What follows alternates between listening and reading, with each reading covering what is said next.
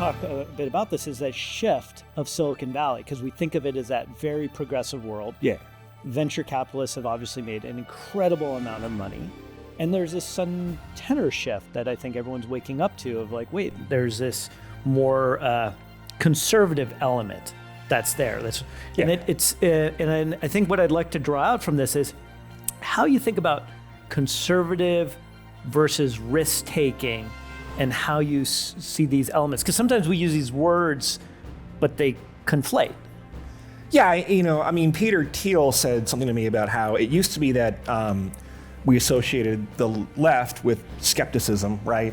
And now it's the right where it's, we're just kind of asking questions. I think some of what happened is that when you have the kind of expert class meeting most of the village, so academia and media, people like that, we're in an era now, in a Trump era, of extreme educational polarization, which means that if you have a college degree or an advanced degree and work in an intellectual field, then 95% of those people are Democrats, or I don't think they might not be registered as Democrats, but they'll vote for Harris and not for Trump, right?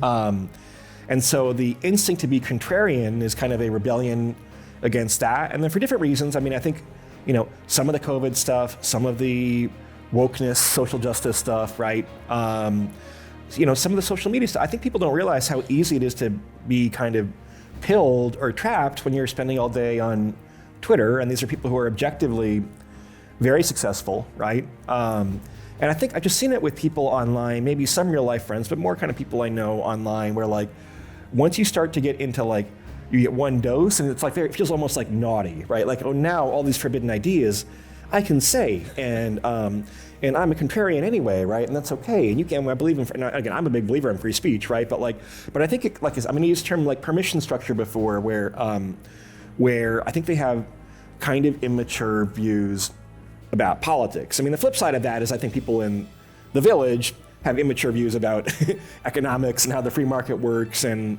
everything else. But they don't have terribly good taste in political candidates, right? If they think that J.D. Vance is going to be someone who wins over the Rust Belt or something, then I think they're going to be mistaken, probably. Hi, and welcome to tonight's Commonwealth Club World Affairs program.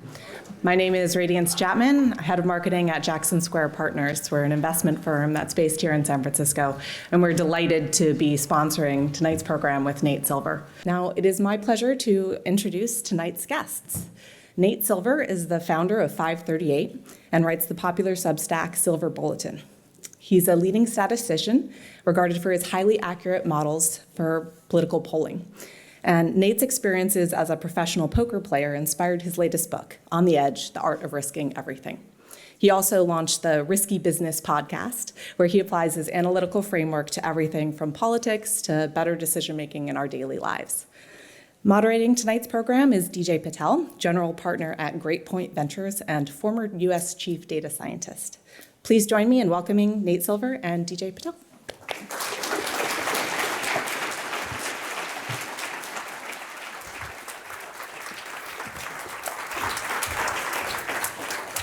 All right. Who would have thought two data nerds would sell out a house? It is San Francisco. It is San Francisco.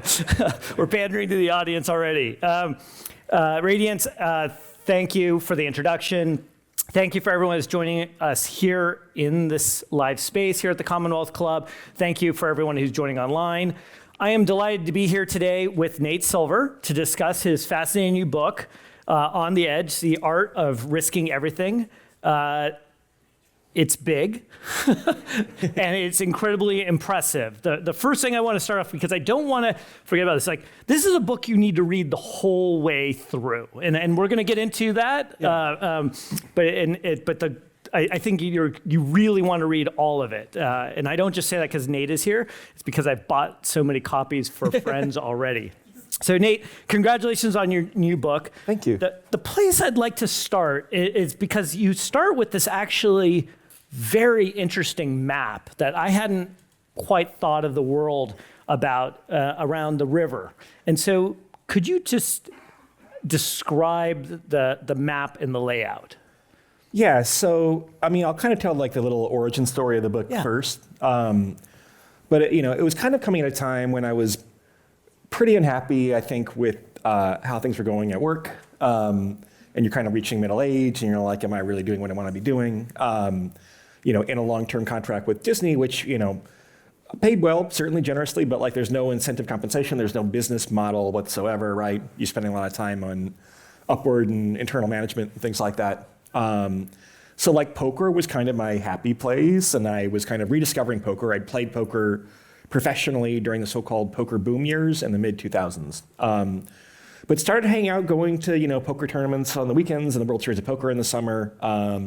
Half my friends were poker players, and it's like, why do I get along so well with these people? Because it's not just that some of them are like semi-retired poker players. They, it's connection, but like we just look at the world the same way in terms of things like expected value and game theory, and we have the same vocabulary about priors and Bayesian reasoning and all that. So just before you go on, I just interrupt. Could you explain expected value, just real super high level, Sure. just for people who may not be familiar? So expected value is the average result that you get if you simulate this process X number of times, which obviously can get philosophically questionable in some contexts. In a poker game, let's say you're playing a poker game online, it's a perfectly tuned random number generator.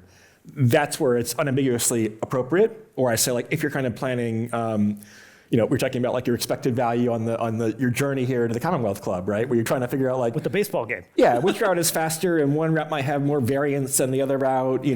If there's a traffic accident, then you're screwed, but otherwise it's quicker, that kind of thing. Then you get all the way up to like the effective altruists who are trying to apply expected value to everything. Is the burger that you eat with grass-fed beef and your pleasure as a human being, how much does that is that outweighed by the cow's pleasure, and how much do we value a cow? So that's when it gets sometimes very outlandish. I mean, Sam Bankman-Fried kind of maybe being the ultimate example of this, where it can lead to utilitarianism. But I did find that like communities I didn't necessarily expect, I was meeting the same type of people. So, effective altruism was not a big part of the book plan originally, but they kind of like were very eager to talk. And actually, it's the California stuff actually.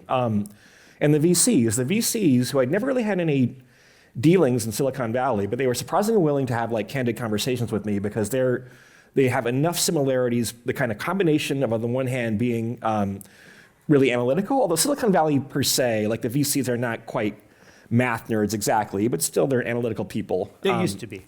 They used to be more.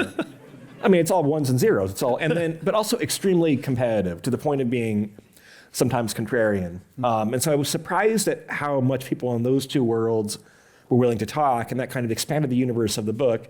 And the AI stuff was really exciting at the same time, and the AI people were interested in chatting too, and that overlap. So all these things that seem, if you first open up the book and there's like literally a map that we had an artist draw, they seem like they're disconnected, but then I've been in these rooms where it's all these people kind of actually do know one another, right? I'm playing the poker game with the All In podcast host, right? And they know Elon Musk is a big part of the book, and Elon Musk knows everybody. And so yeah, it's exploring a world that I think exists and is kind of hidden from people, in part because it's a group of elites, let's be clear. Like some poker player playing $1, $2 Texas Hold'em's not an elite, but like this realm of thinking where tech and finance are kind of eating the world, and I offer that as a neutral claim, right? I mean, the book has, I think, deep ambivalence about this, but that's a skill set that's really kind of being rewarded, I think, more and more, for better or for worse. Mm-hmm. Well, maybe walk us through different parts of the river. Yeah. So I imagine it starting, actually, again, like California is a big part of the book. I imagine it kind of like starting in like the Berkeley Hills or something, because there's an intellectual foundation for gambling. Like the signal processing algorithms were also used to bet on college football games, for example, right? Or probability theory, or game theory, maybe even more importantly, emerged from studying games of chance. So, von Neumann, his original thesis was like, yeah, actually, poker's too complex to solve with game theory, but let's apply it to nuclear war, a simple thing like that, right, instead. And so you have kind of upriver, Stanford and Berkeley, and the effective altruists, right? And then you kind of go through what I call mid-river. So Silicon Valley is kind of somewhere between upriver and mid-river. They're taking these ideas and monetizing them in some ways.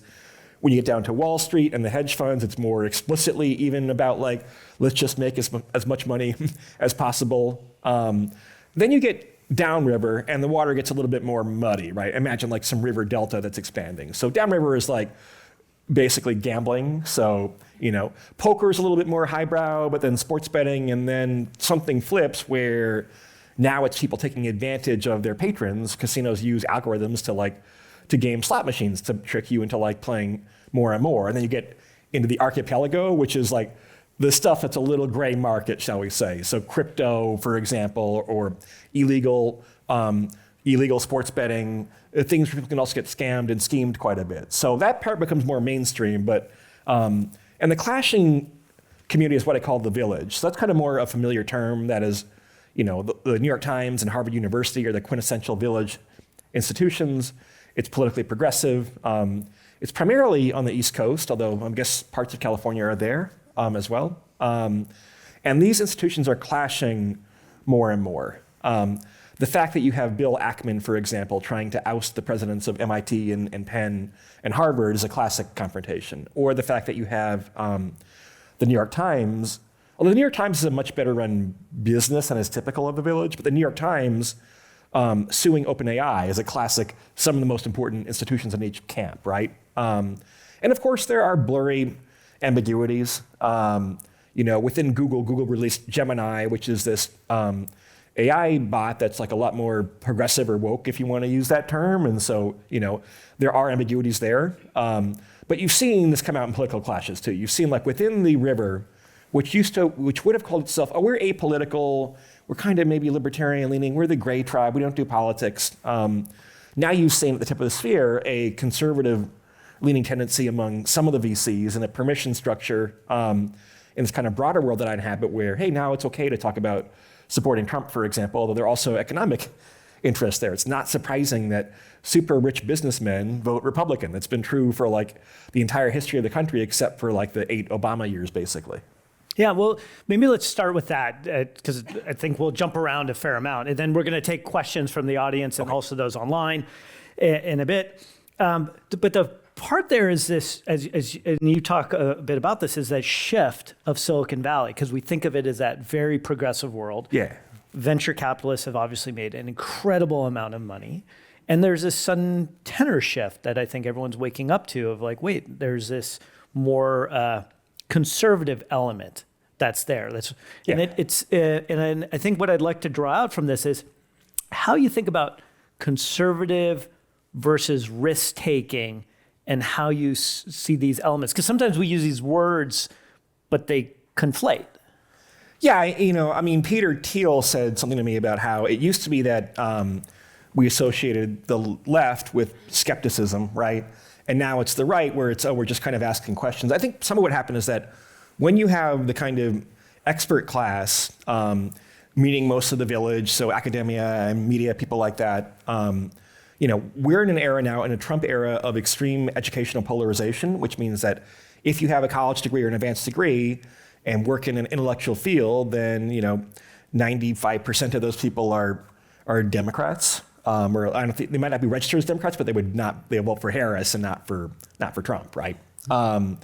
And so the instinct to be contrarian is kind of a rebellion against that. And then for different reasons, I think, some of the COVID stuff, some of the wokeness, social justice stuff, right? Some of the social media stuff. I think people don't realize how easy it is to be kind of pilled or trapped when you're spending all day on Twitter. And these are people who are objectively very successful, right? And I think I've just seen it with people online, maybe some real life friends, but more kind of people I know online where once you start to get into you get one dose and it's it feels almost naughty, right? Oh, now all these forbidden ideas I can say, and I'm a contrarian anyway, right? And that's okay. And you can, I believe in, again, I'm a big believer in free speech, right? But I think I'm going to use the term permission structure before where I think they have kind of immature views about politics. The flip side of that is I think people in the village have immature views about economics and how the free market works and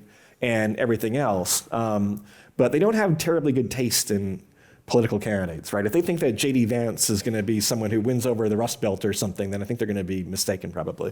Well, I'm pretty sure we're going to get into politics soon enough. Okay, yeah. But before we get there, let's talk, one of the things I thought was very surprising is you pointed out in the book, or you provide evidence actually, that a number of the investors that you would normally think as very high risk taking are not as risk-taking compared to people that you might play poker against that are really the celebrity winners, or some of the entrepreneurs. So maybe could you tell us a little bit about the different framing of risk-taking that you found through these people?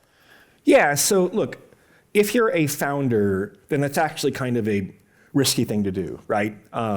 You're expected to drop everything to spend 10 years plus on a project with an idea that isn't currently successful in the market, because if it were, then they wouldn't want to invest in a new version of it. And gambling for the opportunity to have an occasional 50x or 100x or 1000x exit. That's an extremely high variance skill set. And the things I heard over and over in Silicon Valley were, hey, look, you need to have a long time horizon. It can take, more than 10 years for a company to turn a profit. And you have this really asymmetric incentive to make these high upside bets, right? You're not hiring a founder like you'd hire someone to run an ice cream store or something. They almost intentionally pick founders who are, I think, difficult sometimes, and people like SBF even exploit that to some degree. But the founder personality is really quite risk-taking. The VC personality, maybe not, right? Based on kind of proprietary data that Mark Andreessen shared with me, I ran some simulations, and you kind of can't really lose if you're a top decile VC firm. The industry as a whole does not get excess returns, but the top decile firms who are like the Harvard and Stanford of Silicon Valley and recruit the best talent from still around the world. I mean, the number of unicorn startups that are in this small part of the world is still just astounding and has not been displaced to any appreciable degree. That's really a business. I mean, I used to think it was like poker tournaments, where in poker tournaments, you only make money 15% of the time, and you kind of only make the real money 2% of the time, where you actually get more than 10x your investment. It's much better than that in VC. There are plenty of base hits and doubles. They don't all have to be grand slams. And if you have a fund where you're investing in 15 or 20 companies every year, and your average rate of return, and there's documentation for this, the state of California documents the long-term returns from Sequoia Capital that invested in 40 years ago. And if you have a 23% annualized rate of return, then that's going to compound to a very, very, very large number over the course of a few decades. So this kind of small seed of an industry called venture capital is now kind of eating the world. Mm-hmm. Well, one of the things that you when I think about on that is you also, let me just read the quote, because I love this quote, which is, for the most part, at least when it comes to financial and career decisions, most people do not undertake enough risk. Yeah. Could you expand on that? I think it's partly because we are not used to the type of abundance that we have now, and we're kind of more used to, evolutionary and cultural history of scarcity, where until the Enlightenment and the Industrial Revolution, and you can debate kind of chicken and egg, which came first, but until the late, roughly 18th century, there was no economic growth to speak of, maybe 0.1% per century or something like that. And then all of a sudden, you have this revolution, literally an American and a French Revolution happening about this time, by the way, and the Industrial Revolution, and all of a sudden, the economy begins to grow, at 1% per year and 2% per year, then 3%. It's actually slowing down a little bit now, depending on which data series you look at, but still relative to most of human history. And so, the combination of having basically, on the one hand, a social safety net can actually, to some extent, having a safety net lets you take more risk, and that's important. And on the other hand, having property rights and having some incentive to game this capitalist, or not game, but to win and compete in this capitalist system, that's just a really powerful formula. And ever since, the world's been growing, and I think a lot of people don't know, how many people have been lifted out of poverty in India or China or places like that. And the overall track record of technological development's been very positive for human species, and it's come with cultural liberalism. So now things are less unfair to women and less unfair to gay and trans people. Obviously, there's a long way to go for all of that, especially in Silicon Valley, actually. You call this out in the book. Actually, you spend a fair amount of time providing data around this, around women and other demographics. Yeah, I think they don't face, this is kind of maybe a sign that's a little bit monopolistic, right? Is that when you're a monopoly, then you can afford to do things that are like bad businesses practices that are inefficient. If they have their pick of more companies that they can never bother investing in anyway, right? Then okay, well, it's just safer to pick the nerdy young semi-autistic white guys and the nerdy young semi-autistic Asian guys, and we filled our quota, so there's no need to go and actually get anybody else. Because they talk about wanting high variance, right? Like I talked to a black woman who's a founder in New York. And she's like, yeah, if they want grit, I mean, I grew up in like New London, Connecticut, and not the nice part of New London, Connecticut. And so if you want variance, you want people who have more of a backstory. And so I think it's pretty hard to rationalize that. The book goes into quite a bit of detail about how, if you're worried that I found this great, black woman founder, but I'm worried my friends won't like her. And so there is a lot of groupthink within Silicon Valley for sure. And again, it's not coming at this from like a super like politically correct for PC's sake. It's just saying it cannot possibly be right that like only 1% or 2% of founding dollars go to solo women companies. The male-female combination gets a little bit more, or that 1% or 2% goes to Hispanic founders and black founders. Like, I'm not saying it has to equal the population share, but that can't be right if you're doing a proper search for talent. Well, let's stay on that topic of people and their risk-taking capabilities, and people not necessarily taking the risks that maybe they could take. Is one of the answers there that we should have policies that are more akin to universal health care kind of ideas, or non-compete things that where the safety net is solid enough that you can then take those chances, or is that an incorrect conclusion? No, for sure. I mean, I think people respond basically rationally to incentives. This is the University of Chicago economist in me talking, right? I mean, without Obamacare, then I would have a big problem in the sense that, so I have health care benefits from Cobra, this is inside baseball stuff. Left ABC News, Walt Disney Company a year ago, you get 18 months of health care benefits, and if, those would have run out, and then you're kind of buying on, I mean, New York actually did have guaranteed coverage, right? But like, Obamacare, the fact that you have that option, which is, well, I'll start on Obamacare in January, that's good for my little small business that I'm starting, for example. Yeah, we'd like to say thanks, Obama. Yeah, thanks, Obama. I know somebody out there will give me grief on that one. But you also take, you spend a chapter on this, which I love. It's chapter 13. Yeah. And it really the quintessential elements of risk takers. And so could you talk a little bit about that? And the two questions that I really have that are in there that I'd love you to help us understand is risk-taking nature or nurture? And to what extent can it be taught or honed?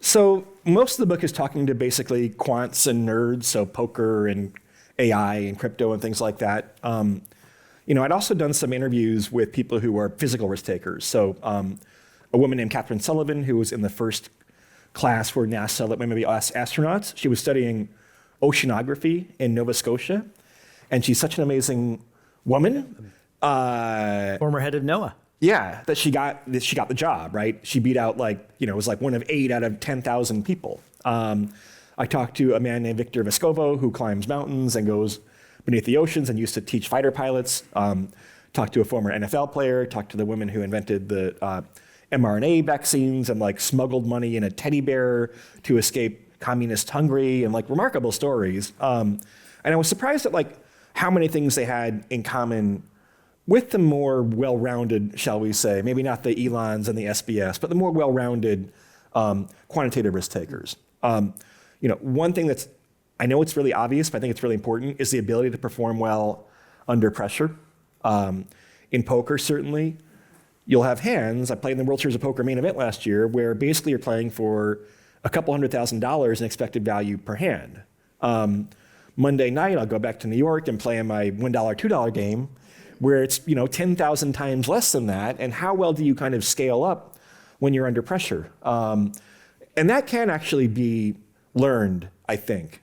Getting that exposure repeatedly, because your body physically changes. I talk to people I talked to a guy named John Coates, who wrote a book called The Hour Between Dog and Wolf. He was an academic economist went and worked on the derivatives desk at, I think, Deutsche Bank or Goldman Sachs or somebody. And he's like, these traders are really freaking weird, right? They have like these physical ailments that correlate with like how the market is doing and things like that. And they're just kind of nuts. And so he was like, I'm gonna go back in academia and just do a bunch of neuroscience on these traders' brains. And found out that actually the traders who did the best actually had more of a physical response to financial stress. You actually have evolutionary training where you're perceiving more in moments of risk or danger. And that's true also for athletes. Like the best Olympic athletes have a high delta between their resting heart rate and their competitive heart rate and things like that. So understand that even to some mild degree, being on stage, you get a little bit of that. Like if you measured my heart rate right now, it'd probably be a little bit elevated. If the room was brighter and I saw all of you, it'd probably be elevated like a little bit more.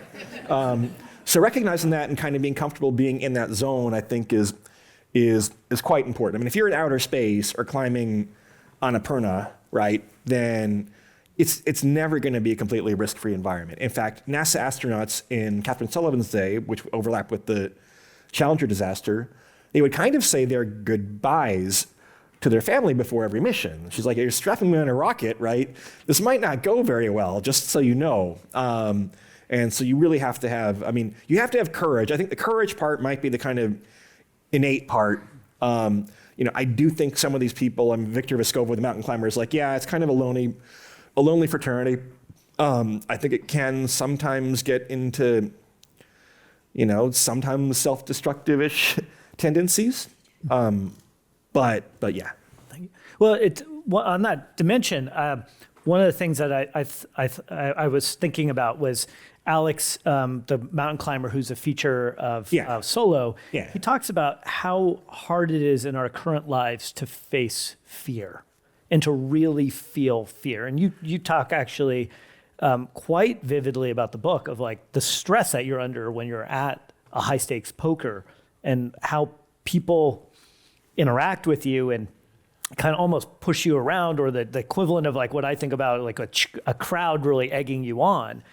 And what I was thinking about in there was like, how do we help people take those bigger risks in that path of being more safe? Is it, because as you point out, it's like, if you don't have a high enough stakes, you don't actually get that response.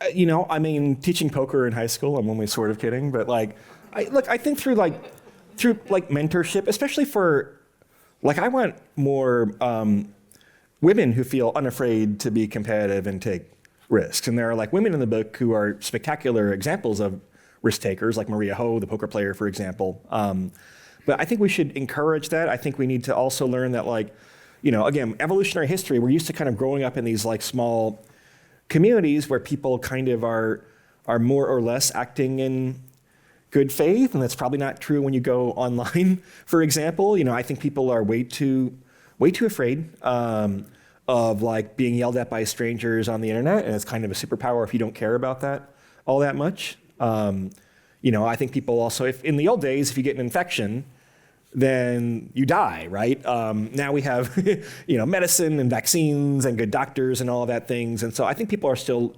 calibrated toward being too risk averse. And how about time horizons and how people think about time horizons? Because there's a thinking that, you lay out for these different groups and horizons, but also how we need to think about time horizons as a society.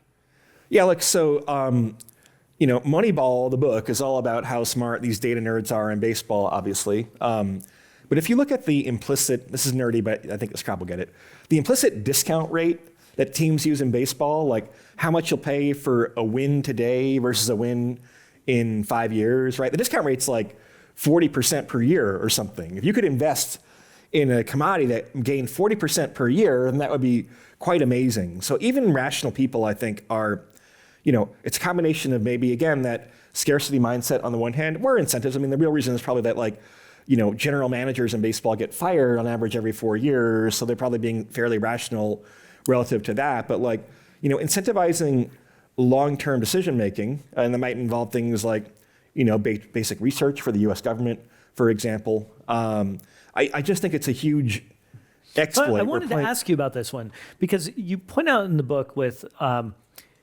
COVID vaccine. Yeah. And also that how hard it was for her to get funded. Oh, yeah. And at the same time, certain populations don't get venture funding.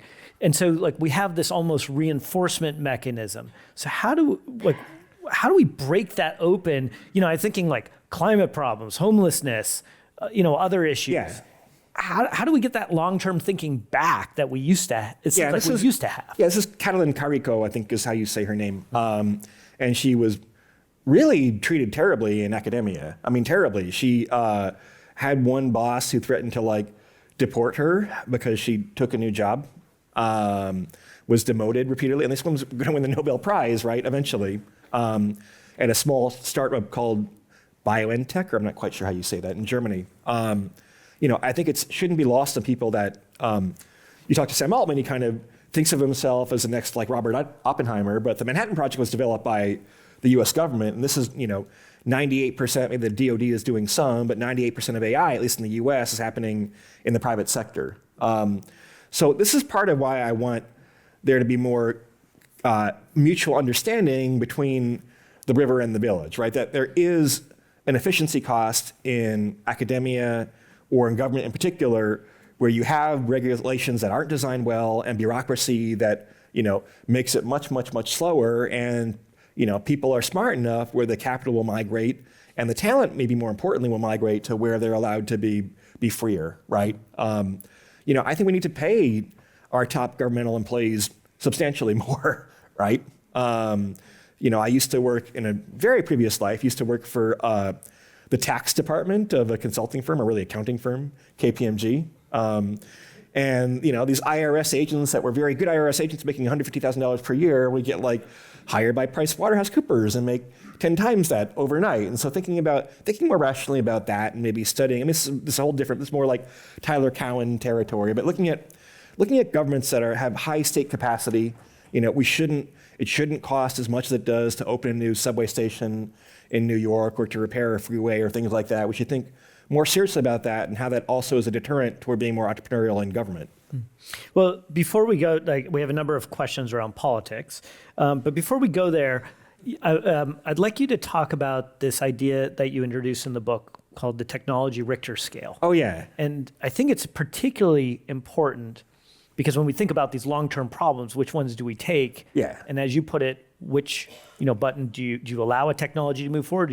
Are you willing to press a stop button for some interval of a time, like a decade? So the technological Richter scale, the California audience, I'm sure, is well aware of the Richter scale, of which there are two distinct properties. One is that it's logarithmic, so a magnitude 8 earthquake releases 10 times more energy than a magnitude 7. But also, there's an inverse correlation between the frequency of earthquakes and the power of them. So a magnitude 8 happens roughly 1/10 as often as a magnitude 7 and releases roughly 10 times as much energy. And I take that metaphor and extend it to technologies, right? Is this a once a decade, so maybe a Richter scale 5 is like the Post-it note or something like that, right? It's cute, it has some commercial potential, but it doesn't start to have broader disruptions, whereas a 6 or a 7 causes more uniform damage. And so obviously with an earthquake it's all negative, but with technology can be more a combination of negative and often more profoundly positive for the most part. So it's kind of saying, let's kind of figure out. Give us some examples. Yeah. So Post-it notes of 4. So 7 would be once a decade type of technology. So the VCR, one of the most important inventions of the decade would be the VCR. Then the 8 might be one of the most important inventions of the century. So the automobile might be there, for example, or things people don't think as much about, like air conditioning is actually a really important one that profoundly reshaped people's lives. And the 9 is the most important inventions in human history. So electricity, the printing press, et cetera. Right. And a 10, vaccines, yeah. Big ticket item. And I put nuclear weapons there because they're the first invention that could destroy, that gives mankind the opportunity to destroy itself, or not opportunity, the power or the risk of destroying itself. So I think nuclear weapons belong there too. And 10 is kind of hypothetical. 10 would be like a technological singularity. The only 10 is the dawn of the Holocene, where human beings begin to literally kind of reshape the earth in our image. Not the dawn of man. Fire, discovering fire. Right? That's the only 10 so far. If AI were to displace us or some enhanced version of human machine hybrids, that could be another 10 potentially. So you talk to all these philosophers, you talk to a lot of people who are very focused in building AI. What's your take? It's kind of funny because in the book, I kind of punt on the question of P-doom. I was going to ask you, I got to ask you, what's your P-doom here? But explain it first. So P-doom, well, part of the problem is that it's actually quite ambiguous, right? P-doom is the probability of existential risk from AI, but that's defined in different ways. Some people literally mean it as like every living organism on the face of the earth dies. That's like Eliezer Yudkowsky. Then there's more of like, oh, well, what if human beings kind of give up agency to the machines instead? That they kind of take over and we still have our okay lives and, it's still nice to drive around Palo Alto or something on a Tuesday, but they're making all the decisions for us, or maybe them and some very powerful cabal of AI insiders. I say, in the book, I say 2% to 20% because everyone's destroyed. I think those scenarios are not negligible, but, intuitively, I don't quite buy them. I think they're fairly far-fetched. But the worlds where we lose a lot of agency, that's ones I worry about a lot more. I think the world's actually in a place where if you are able to understand expected value and risk, and you're able to kind of make decisions for yourself in a world where there is less and less trust in institutions, and you don't have encumbrances, right? That you're healthy and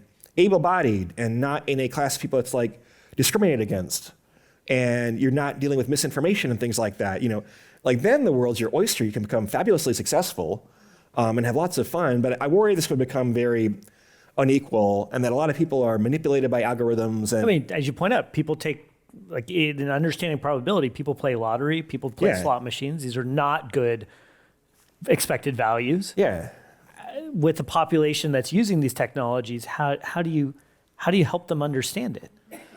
I mean, hopefully they read the book, right? Don't play slot machines. If you go to a casino, play blackjack. It's a 1% house rake and not 9%, right?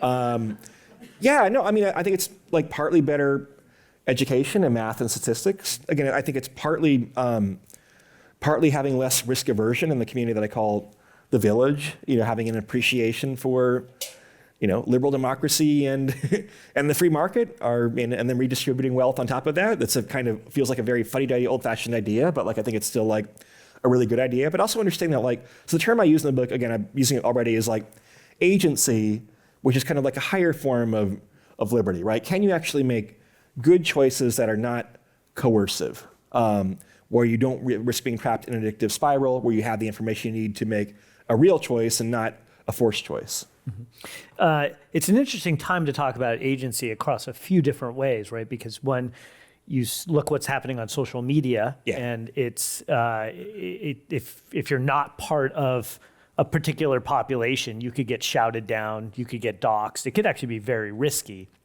You also have the world where we have strong biases in here. And so I'm curious from your take around this of how do we, what have you learned for people to really develop their agency? Sounds like one thing is education as a potential path to that, understanding things. But I'd love for you to expand on it. Yeah, one of the issues with the book, and particularly how you're kind of talking about the book, people want to talk about the bad boys of Silicon Valley, right? Elon Musk and SBF and Sam Altman, who's not in that category exactly, but Peter Thiel, Mark Andreessen, those five basically. There are some well-rounded people in the book, right? Michael Moritz seems fairly non-insane, for example, and is also very successful. Again, these astronauts and people like that have found success in other realms of life.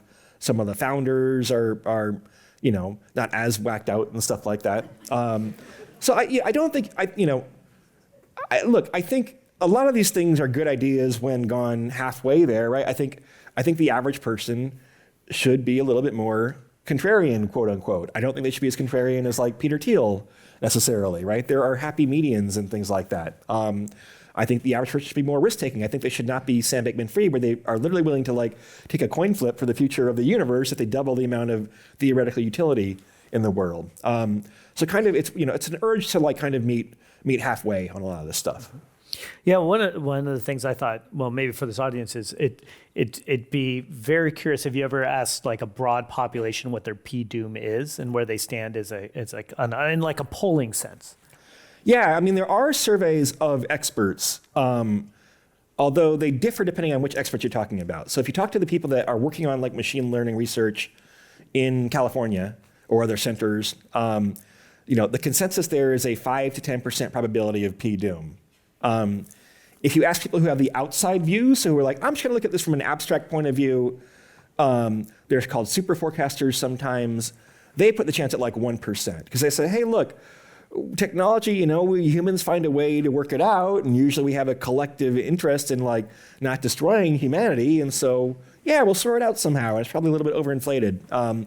So it's like not exactly an expert convergence of consensus. I think part of it is that like, the development of large language models is considered kind of a miracle, like almost like you're giving birth to a new, I don't know.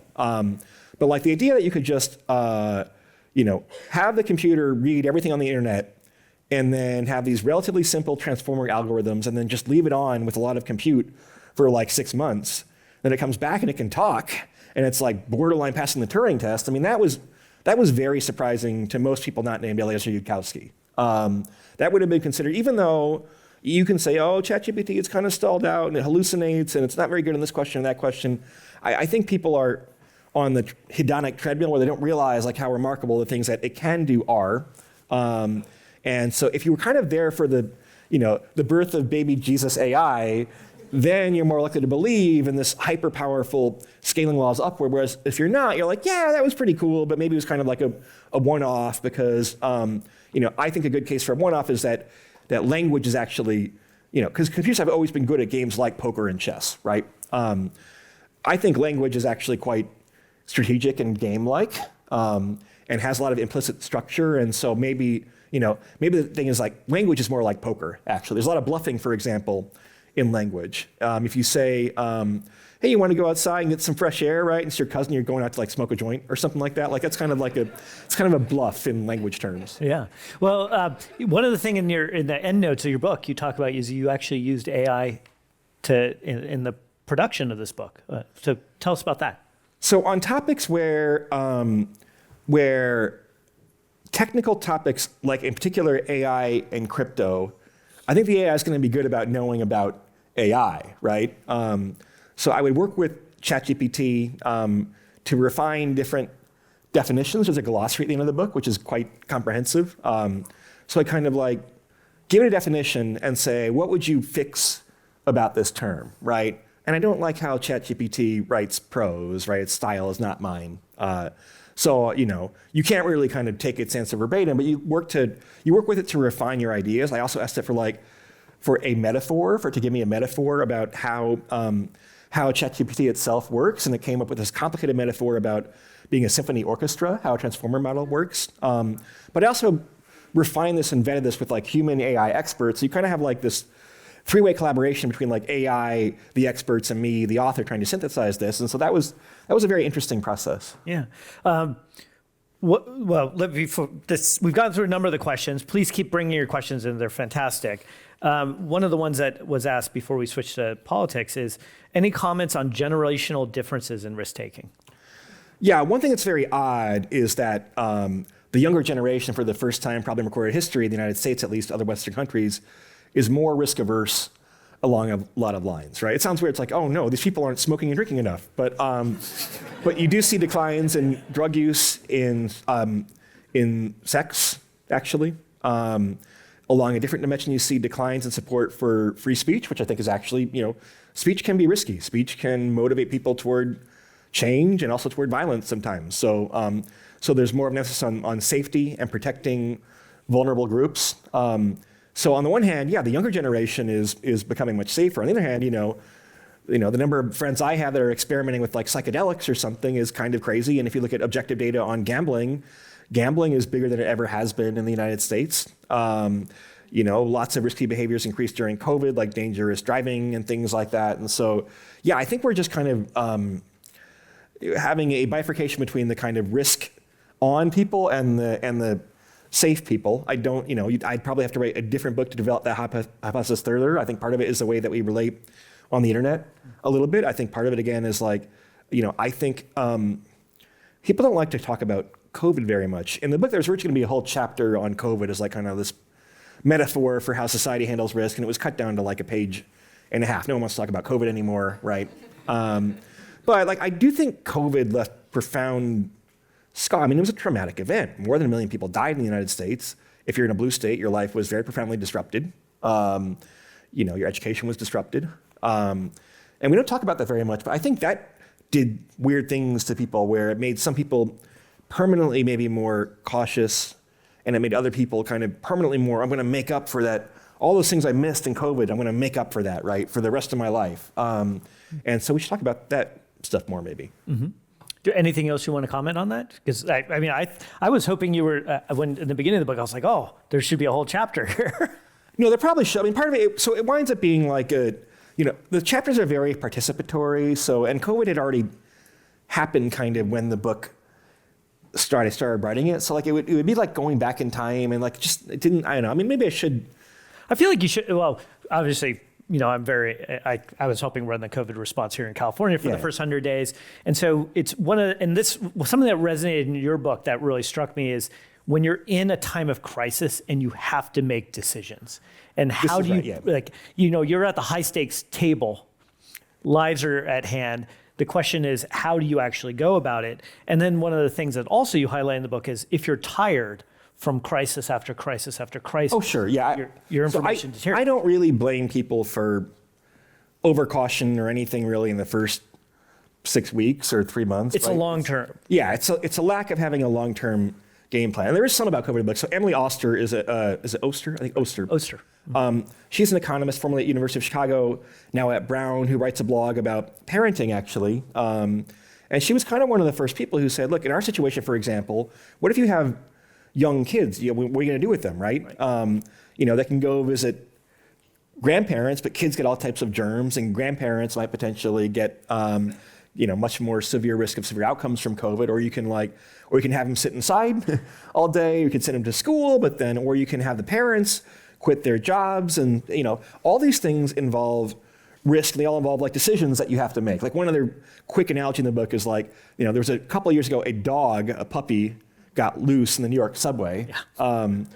And you have to decide, are we going to stop the subway a rush hour on a Monday morning or whatever, Monday evening rather, to protect this dog from being run over? And like you have to make a choice there. And you have to make some expected value calculation or something. So like, the notion of like being willing to calculate uncomfortable probabilities, I think, is something that is worthwhile. It's one thing I like about effective altruism is they're actually saying, look, we're making decisions, right?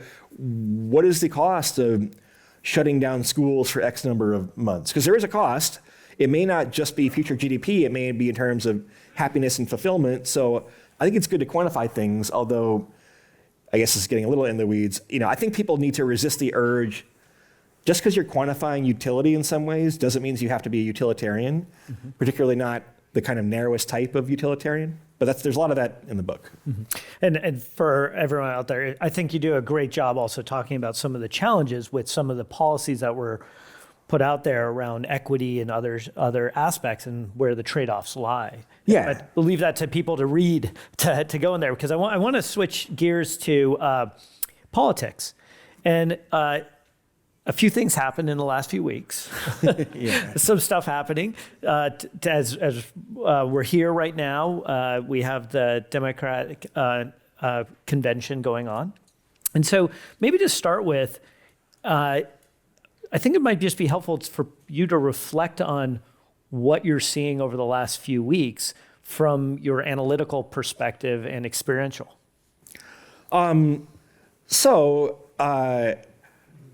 The first 10 days of like Are you NBA fans, any of you? In New York, we have this thing called Linsanity, which is when Jeremy Lin, actually a former Golden State Warrior. Who's from here? Who's from the Bay Area.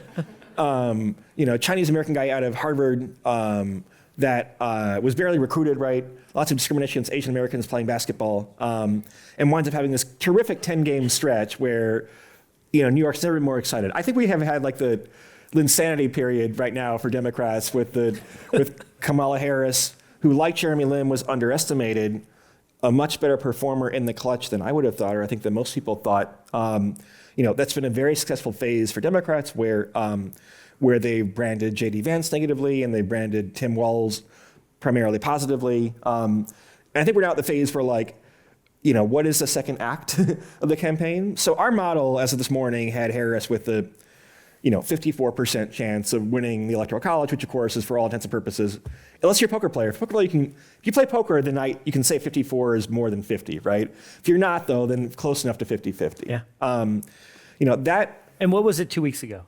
2 weeks ago, when Roughly. she first was candidate, it was 38%. When Biden was a candidate, it was 26%, I think, in the last forecast. But that was a case That's where stunning. Yeah. So is that like the definition of Linsanity? That spread, or is it durable? I think it's actually bigger than that because Biden's 26%, I thought was actually reflects where a model probably isn't telling you everything you need to know because that's all based on past data, campaigns in the polling era from 1968 onward, and you'd never have a candidate where every second speech risks being a disaster or where his high donor fundraising was going to decline by 75% or where half the party, plus George Clooney, had said, this guy doesn't have his fastball anymore. He's got to get out of there, right? And so I think the real chance of Biden beating Trump was maybe 10 or 15% or something, right? So you go from that to 50% and people are ecstatic, understandably. Yeah. But 50 is still 50. It's not, there are lots of economic headwinds. There's the immigration. There is Harris's left of center campaign, very left of center campaign from 2020. And there's the Electoral College where, 2016, and 2000, you had Democrats win the popular vote and lose the Electoral College, and we have Harris as a 2-to-1 favorite in the popular vote again, but more like 50-50 in the Electoral College, and so that's potentially a big risk too. Mm-hmm. What one of the questions that's in here is how much is things likely to change up? We're in feels like this is an overused word for the decade is unprecedented. We're in unprecedented territory again. What's the chance that the Republicans do something radical in a change-up, or other things happen?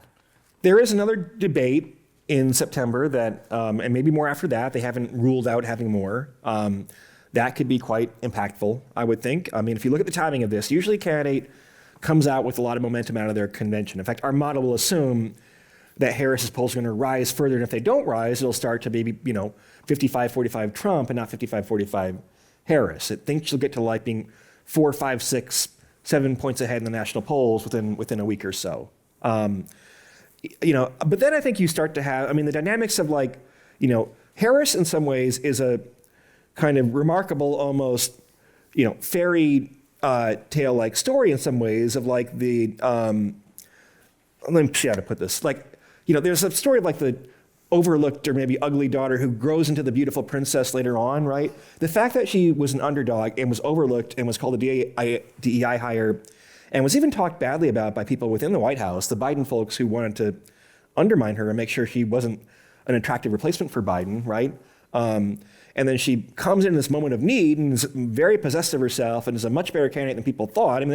That's a great story, right? And they could become the first woman president. That's a great story. I think one question is will the media tire of that story at some point, or will voters tire of it? Clearly the Trump campaign, one risk factor in a weird way, the Trump campaign has been so off its game, and Harris has this lead, but not a huge lead. If they finally develop some more effective attack lines, then that's something you might worry about a little bit. They're picking the worst arguments they can possibly come up with right now, but they, I guess, have some smart people working there, and they'll probably recalibrate things a little bit. Or maybe she just puts him on tilt. Maybe Donald Trump cannot deal with the idea of this, of a woman, or maybe particularly a Black and Indian American woman, beating him in the polls. And maybe she puts him on tilt, and he never recovers from that. When you think about the signal to discern these things. A lot of people talk about polling in the different aspects. How do you see where polling stands today compared to 2016, and where do you think it evolves to in terms of being able to have the fidelity for models? Yeah, I mean, if you kind of take the very, very long-term approach, that like surveying people always has to evolve with respect to new technologies, right? The first polls were actually done in person, and then by mail, and then by telephone, and then by cell phone, and now on the internet more and more. The golden age of polling came in that telephone, especially the pre-cell phone era, because it's just like a perfect setup where everyone has this ringing box next to them at all times, right? And the social norm of the day is that you pick up the phone and answer the ringing box if a stranger calls, and you're like, oh, a poll, that sounds exciting, I'll take a poll, sure. That doesn't happen anymore. And so, in our model, we actually calibrate our error term based all the way back on 1936 to 2020, because that includes the early era of polling where it was a total mess, right? So we're hedging and saying, yeah, I mean, the fact that people don't respond to polls in the same way anymore, and the fact that some groups of people are much more likely to respond to a poll than others, that's a big issue for polling for sure. Now, I think pollsters are figuring out, though, that you can't just kind of randomly dial people in the phone book anymore and expect a representative sample. You have to do a lot more massaging of the data, more assumption-driven. So the polls are really more like miniature models, almost in a way. Or it almost felt like, what I think you highlighted this in 2016 is the way you asked the questions, that people weren't asking the questions correctly to actually elicit the right answer that people were going to vote for Trump. Yeah, I mean, there are lots of effects too, like, in polling, the perceived race of the interviewer, that a black respondent might be more honest about things if they believe that the person on the other end of the line, based on their intonations, whatever, is black or Hispanic or white and white and things like that, right? And so, yeah, it's to me, it's amazing that polling is anywhere near as good as it is. I recently did a very small consulting project where we were looking at polling in India, where the polling has always been way off. Like the polling in India is off by like 11 points on average. I'm not kidding you, right? And Modi was supposed to win in this landslide, and instead the BJP actually just got a plurality and has a coalition government instead. But yeah, India, there's not, from what I hear from reading a lot about this, there's not as much of a culture where you can trust necessarily a stranger with your response. So that's kind of one big problem. There are so many different cultural groups within India that's a big problem, even compared to the United States. And certain countries, from the UK to Japan, do not, even the southern US a little bit, you do not have this thing that we have in the Northeast where you're very honest with strangers, right? And so in some ways, we have it lucky in the US to only be off by 4 points, right, on average, or 3 or 4 points. But if it's Harris 49, Trump 47 in Pennsylvania, people hopefully should understand that Trump's going to win that, quite often. Mm-hmm. If you were taking a call from the campaigns, what's the advice you'd give each of them? You're already battle hardened. You're on Twitter. Okay. No, I'd tell. To tell Trump, I just think if Trump could somehow have had a personality transplant and could maintain for more than so I'm a center left, maybe center, I don't know, independent, right, slightly libertarian leaning. Not a fan of Donald Trump. I actually registered as a Republican in New York in 2016 to vote against Trump in the New York primary because I live in a very blue district in Chelsea, Manhattan, where there's only 30 Republicans or something like that, right? And so you have a lot more voting power, basically. But during that convention, first of all, I did think, I was okay, I have to admit, the photo op, or not the photo op, but the photo after the assassination attempt, that shows a lot of courage under fire, literally, right? I think that you can think that's admirable, even if you'd hate everything else about Trump. That was an admirable, a piece of courage, right? And then the first 30 minutes of the RNC, I'm oh, he's actually mellowed out, and I guess he's just going to win this, right? I mean, they're not going to be able to get rid of Biden, and like he almost got shot, and now it's like this miraculous thing, and now he's actually kind of like doing comedy a little, or CMIT. Pete Doom went way up. Yeah, and then but then he starts being Trump again, right? And then and then 3 days later, Democrats boot Biden out, and so it's a whole changed race again. But no, I mean, if he had been able to like, again, even with the COVID stuff, I mean, this is going to really get me in trouble. I think if you look at like COVID, the government response got two big things right, which is that we had a lot of economic stimulus and that we had Operation Warp Speed, right? If he hadn't been such a nutcase about some of the other stuff, right, I think he could have really used COVID to his advantage and been reelected. So I just think he's kind of beyond helping himself at this point. But like, yeah, talk about immigration and the economy, and don't talk about her race, and don't talk about like, don't yell at Brian Kemp in the swing state as the governor of Georgia. Like, just try to be normal for like 2.5 months. And how about for Kamala? I think they've done a good job so far. Look, I think pretty aggressively pivoting to the center. I think the median voter theorem, which is the idea that on average, if you appeal to the middle of the electorate, that you win. Not worrying too much about like the online discourse. I think frankly keeping her distance from Biden. Frankly, they had him speaking very late, 11:30 last night, went until 12:30, past many people's bedtime. In some ways, I think it's a little bit more obvious. I think she also has to, like I said, develop like a second gear now. You can see the media starting to get perturbed about things like both the lack of policy substance and then some policies that are like a little bit pandering. No taxation on tips. I hope, by the way, that Substack subscriptions are considered tipped on the internet tax scheme, for example. So stuff that's like maybe, I don't know. I mean, I think, whatever. I think you're trying to win an election, and I'm not going to get like too over my high horse over that stuff. But I worry about they're kind of still in this like meme world, and then they have like a bad debate or like something in the Middle East goes wrong, and then they're kind of caught flat-footed. So we'll see at the convention speech on Thursday how she handles that. And if you had to design the ideal candidate for what you see out there in the polls? It's hard to know, right? One reason why we like having presidential primaries is because you actually get a retail version of the candidate and how they actually work in real life settings. I would have thought a year ago that if Kamala Harris had run, that she wouldn't have done very well, but she clearly has improved a lot in 4 years, and she would not be the first candidate to do so. Barack Obama lost his first race. Bill Clinton was considered a joke because he gave a terrible speech at the keynote in the 1988 Democratic National Convention.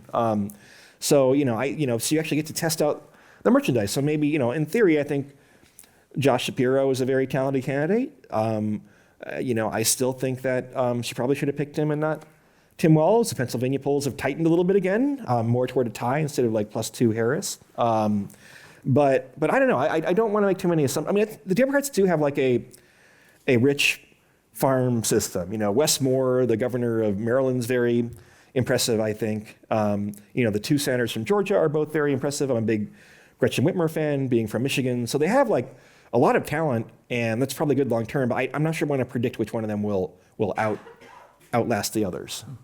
I want to take this back to the book and risk in the last remaining minutes. And maybe to start, if you could just, if you were to go back in time and give yourself, your younger self advice about risk and risk taking, what would it be?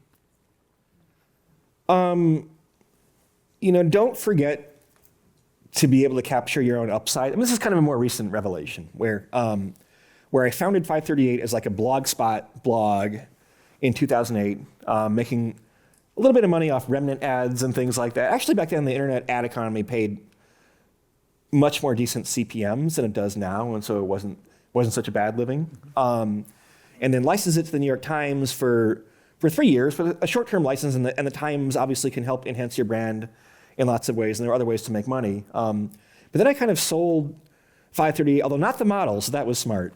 But I sold 538 and licensed the models to Disney and it was there for 10 years. They literally kind of sent me a Mickey Mouse plaque in the mail. They misspelled my name, by the way, as Nathaniel, not Nathaniel. But I didn't have we had no business model. I didn't know any of the upside. Now I realize, kind of seeing what we're doing on Substack, that like this would actually have been like a really great subscriber business. And so I kind of sold myself short a little bit, I think. So, even as someone who kind of studies risk, I think about, I think probably I tend to be like, what's the 25th or 30th percentile outcome?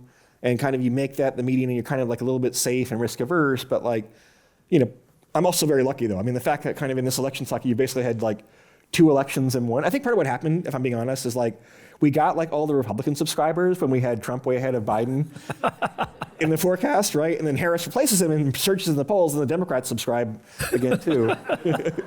So I got very lucky in a lot of ways, but betting on your own upside and giving yourself an incentive to work harder, it's very basic, but it's been true in my case. Mm-hmm. And then to end on this, one of the things I loved about the book is it ties together into this really great argument at the last chapter of the book, and particularly of an argument of how we can bring the river, sort of more the Silicon Valley-esque entities, Vegas, Manhattan, financial institutions, and the academic, government, villages, worlds together. I'd love for you to walk through a little bit of that argument and the word choices you made there. Yeah, so this comes in the context of a chapter where we're talking about the end of the world, right? About AI, and it kind of harkens back to the Manhattan Project and nuclear weapons. By the way, nuclear weapons are still a pretty big risk factor that people should be thinking about more, if I have to be honest. So it's kind of like when we've had, and also deals with the idea that maybe AI could produce profound technological change in how we live our everyday lives, right?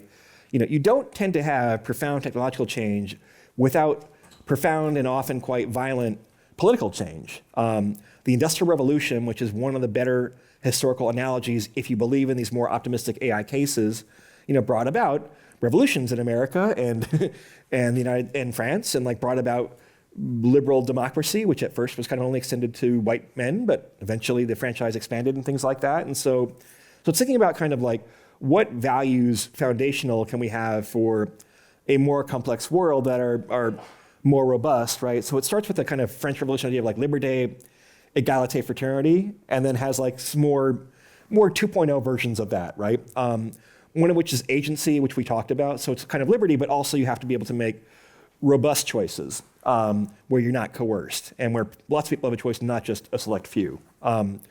Plurality is kind of my version of equality, where plurality means that we want decision-making by where no one has a dominant share of influence. That's democracy, basically, in some sense.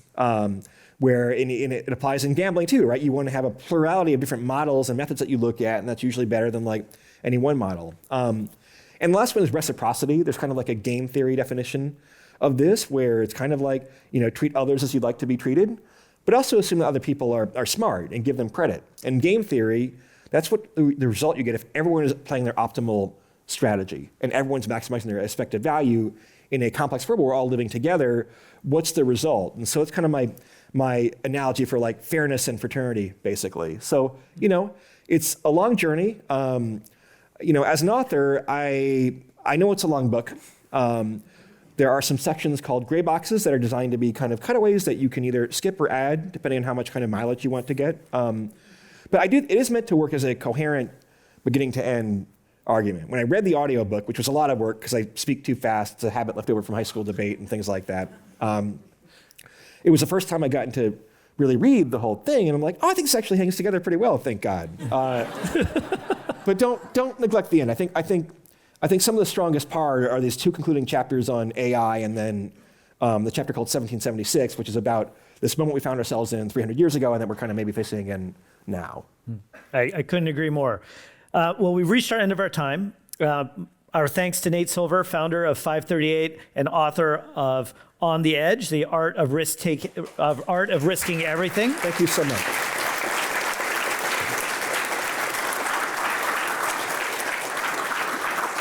I'd also like to thank tonight's sponsors, Jackson Square Partners and the Ken and Jackie Broad Family Fund.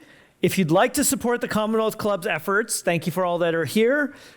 Please join in our virtual and in-person events. You can find more on the website for the Commonwealth Club, commonwealthclub.org/events, as well as on all social medias. I'm DJ Patil. Thank you, and see you next time. And special thank you to Nate.